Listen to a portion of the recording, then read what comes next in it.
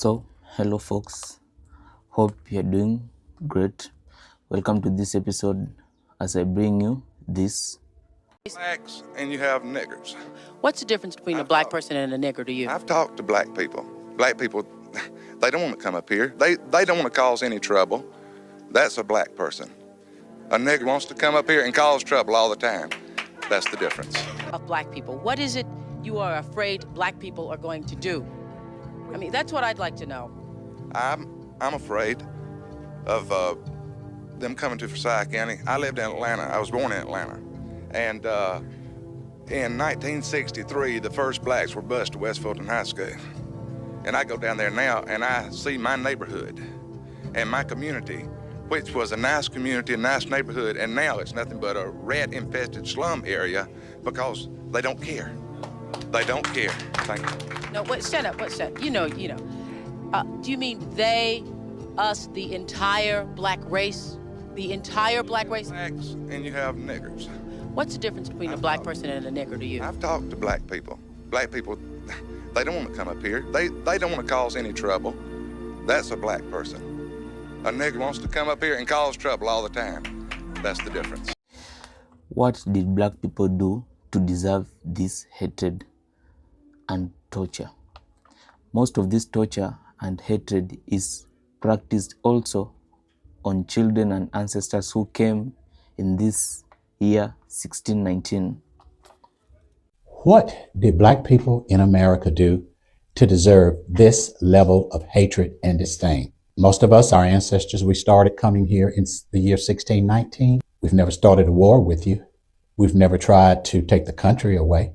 We've never undermined the country. So my question here in America, what did black people do to deserve this level of ongoing hatred and disdain? That is my question, America. Thank you. White youth are chasing out black children of their neighborhood like dogs with lots of disrespect. What do you think of black people? I don't like them. Why? I really don't. Because I just think that they're always looking out to make trouble.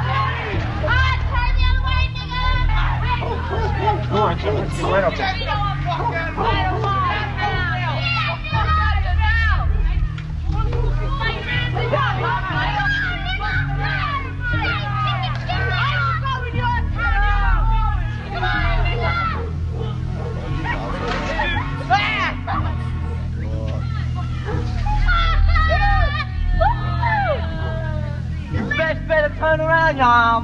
Let's go back. Go back. Black. There's a new boy running with that. We were riding down this block, and these white people start saying, "Get out of here, niggas. You know, get out of my neighborhood. Don't come to this neighborhood." Then they start hitting on her. Throwing rocks and everything else. Throwing rocks. Because we were in their neighborhood. We went on a bike hike to McDonald's. We didn't mean to bother anybody. We had a nice parade. We saw a gathering, so we went down there to see what was happening. I never even know people around here were like that. I've never experienced anything like this in my life. And I was sure what she had. It hit me with that rock. I would pick up the rock right next to me and hit him right dead in his face. They always say niggas are doing everything. They always say we're doing everything, right? Every time the white people come down the block, we don't push them out their neighborhood and throw rocks and start hitting them. We don't bother the white people around our neighborhood, but when we get in a white neighborhood, they just push us out. Yeah. Everybody with us, they with nothing, you know, they were a piece of dirt, dogs. I mean, that's the way you treat an animal. I mean, God, we're human beings.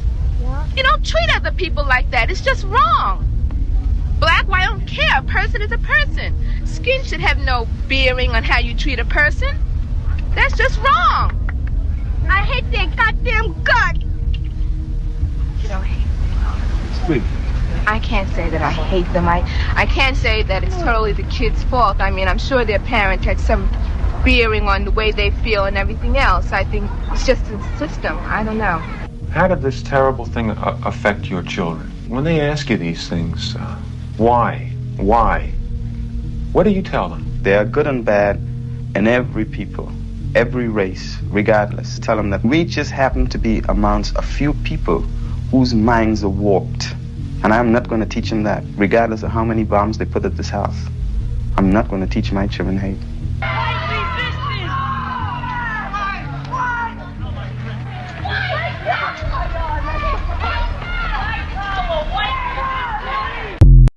Folks, I think Trump and MAGA have chose to with the wrong people. They can't allow MAGA erase the black vote. They say they cannot stand idle by as their black brothers and sisters are politically erased. Listen, y'all, Trump and MAGA have picked a fight with the wrong people. For those of you who aren't as familiar with Black history, countless individuals were jailed and beaten, and some even died to pass the Civil Rights Acts of the 1960s, including the Voting Rights Act. White folks can't really imagine that because we've always had the right to vote. We've always had folks who look like us in Congress. But we cannot stand idly by as our Black brothers and sisters are politically erased. You know, the white community and the white Christian community in particular in this nation has a shameful track record of fighting against Black progress. We made a whole documentary about it. And regardless of where you stand on reparations as a whole, which I do support, what we can all do is to take the first step towards repair, and that is to stand with our Black brothers and sisters when they're under attack. Because if we truly are one nation under God, as we claim to be, then it's high time we started acting like it. Here, we see Anthony Darling is telling Black folks not to let their parents and women bully them into voting for Kamala Harris just because they are Black. Black men are walking away from Democratic plantation and are no longer asleep at the wheel. In a million years, you would never get me to vote for Kamala Harris. You can put a gun to my head and say, hey, either you vote for Kamala Harris or I'm pulling the trigger and I'm gonna take my chances with the gun jam. Because I just believe that God got us. We no longer as Black men a part of the Democratic plantation, and we can learn to think for ourselves. And it was dependent on our women and our parents to continue to finesse us and tell us that we had to vote Democrat just because we Black. But an informed voter is a dangerous voter. And the fact that we can think for ourselves and we educated and we got resources, listen, you are the most powerful being on this earth when you become informed, because you unlock your mind to the possibilities of a what if. I'm not telling you that you have to vote Republican, but I am telling you that you are not obligated just because the people that came before you is trying to finesse you and to think one way. You can think for yourself. I don't understand why that is the typical liberal talking point. Or conservatives don't like Black people. Why? Because I'm Black, I have to be the part of the Democratic Party. So get a load of this liberal Peter Puffer. Hey, I just want to be clear here. Republicans hate Black people. MAGA hates Black people, right? So if you're watching this and you're a Black person, MAGA hates you. You know, I don't understand why that is the typical liberal talking point. Oh, conservatives don't like Black people. Why because I'm Black, I have to be a part of the Democrat Party. Especially knowing the history of the Democrat Party, I have to accept being a part of that death cult. I mean, this idiot goes on to say more. Take a listen. We haven't had one Trump supporter come up here and tell us why they support Trump. No, we haven't. We haven't. We've had maybe 20 people come up here and scream the N-word, though.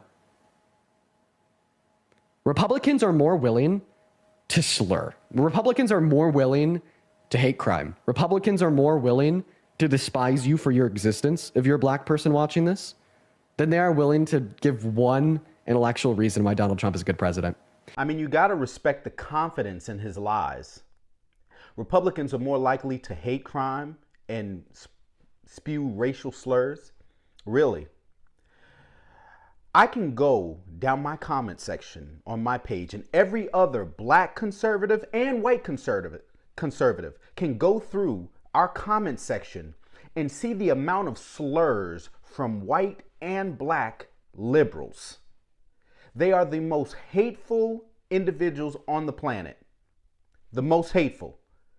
I mean, I can't tell you how many times I've been called a coon, buck dancing, boot licking, the strong R by white liberals.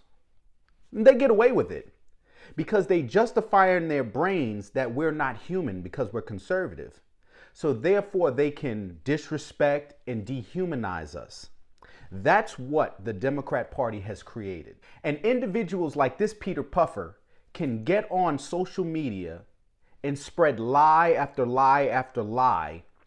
And unfortunately, people that follow him will believe it. Because you ask the average liberal on the street, what do they think about Donald Trump? And the first thing they will say is he's a racist. But yet they cannot produce one shred of evidence.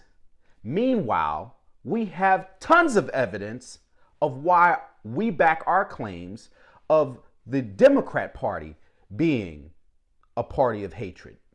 It appears that MAGA wants an all-white Americans, and this is premise that Donald Trump has run on and continues to perpetuate with this administration, making immigrants, brown and black people the enemy, and saying they are running the country makes them feel some sense of vindication.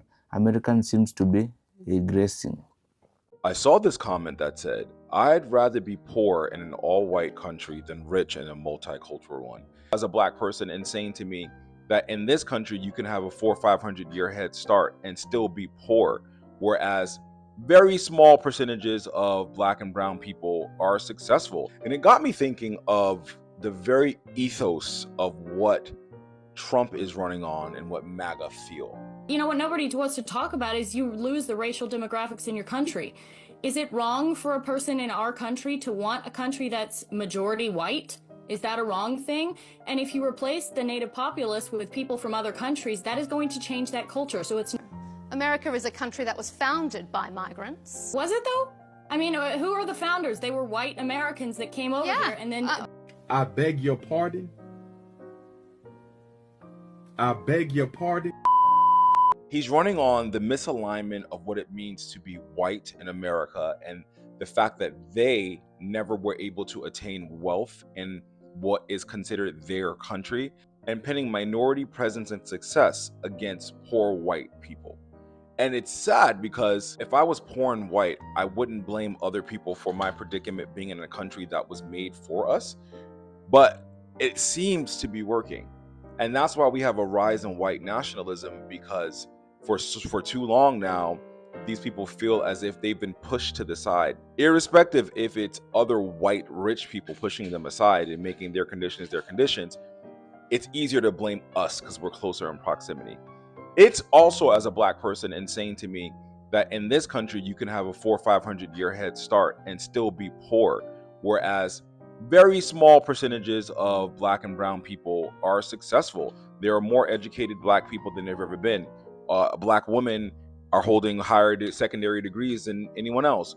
Asian Americans are some of the most educated people in the world, and the list goes on. But for you to be centuries old poor in a country that you were told was for white people, and to have minorities be the ones that you see on TV, or you see in movies, or you see driving cars, or they're athletes, and it really makes your blood boil that you are not able to attain these things. So this is the premise that you run on, and to maintain that premise, you lock up migrants, you do a campaign against immigrants, you call them rapists, you call them evil, you call them dirty, you round them up, and in those actions you make us poor white people feel vindicated. Yes, we're getting these people out of our country, because that's the only semblance of power they have, right? Is racism. It's not actual wealth, it's not actual jobs, it's not the power to control anything, because we live in an autocratic society in which oligarchs run all of those things, so they're not a part of that, but they can be a part of racism. And that is the history of America and how it has always been, and how they've always been able to keep a small minority of white people in power and empowering the bulk of the poor majority white into thinking that this is a linear access to power, and it's all due to whiteness. America. We are really our own worst enemies. Kilos is narrating, saying this whole boycott is rooted in self-hate.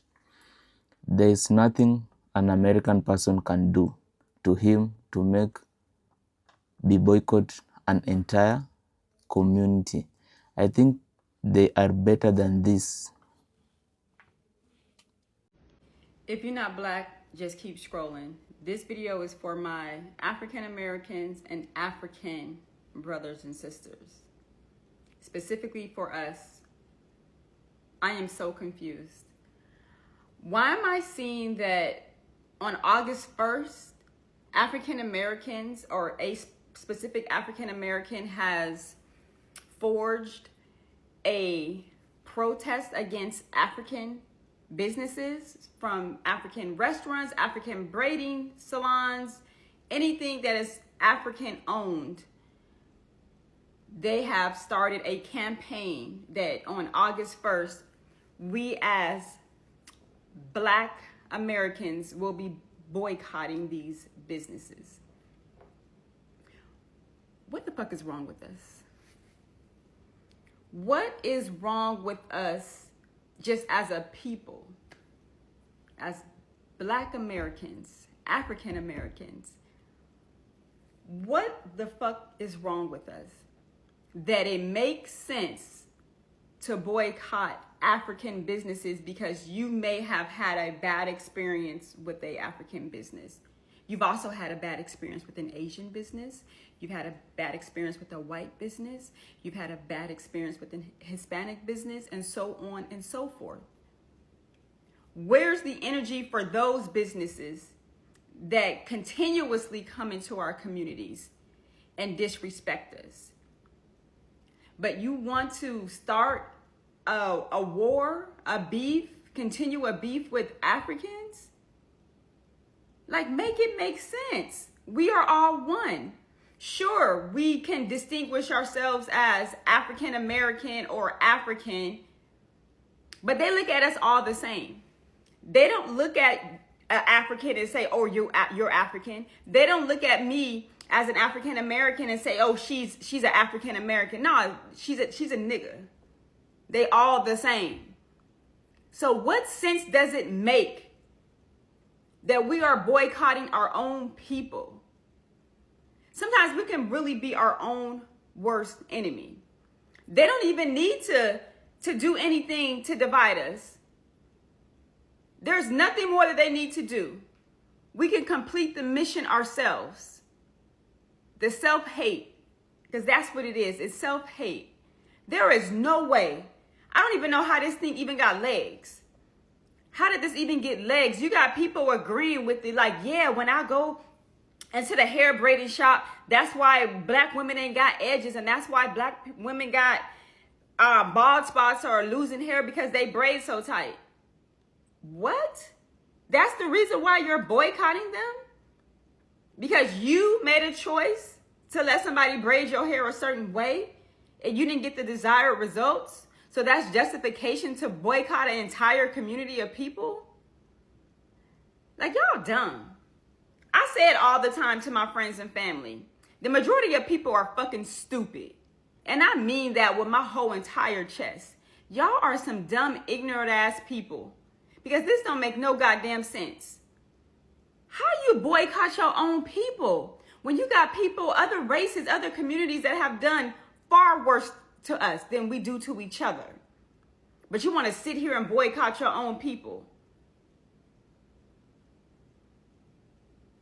I don't even have no more words because I'm really going to go off and get to cursing on here, and I don't need to be doing all that. Y'all need to grow up and do better. Matter of fact, let's make August 1st, you do go to an African business.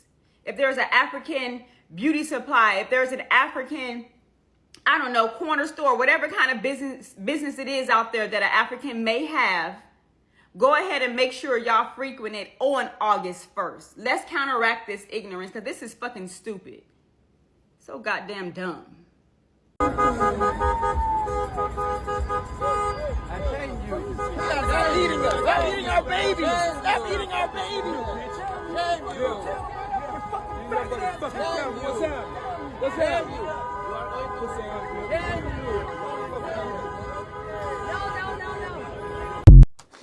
Trump is providing everything black folks have been saying for generations. America was built on racism and tear of greatness. We don't have to say a word. He's doing the work for us. The truth is louder than the lies now. Okay, I want to take a moment to say thank you to Donald Trump, not out of praise, but out of truth. Because while you rip through every part of this government, tearing down justice, equality, and fairness under the fake excuse of fighting DEI fraud, what you're really doing is confirming what black folks have been saying for generations. America was built on racism, fueled by fear and sustained by white supremacy. You've exposed it all. The masks are off. The polite racism, the fake allyship, the colorblind lies, it's all gone. Now we see it raw and unfiltered. You're not just targeting policy, you're targeting people. Black people, brown people, marginalized communities. And the wild part, we make up the smallest portion of this country, yet somehow we are the biggest threat to the lie that white supremacy built. That should tell you everything. You're afraid not of violence, not of replacement, but of the power we hold even when we have nothing. You see the way our culture, our brilliance, our resilience, our excellence continues to shape this country, even when it tries to erase us. Donald Trump is just the loudest version of a system that's always been in place. He is the living, breathing proof that this country was never designed with us in mind. And yet, we continue to define it. So thank you, Donald, for exposing what so many tried to deny, for showing the world that the fear of black greatness is real, for proving that racism isn't in our imagination, it's in the fabric of this nation.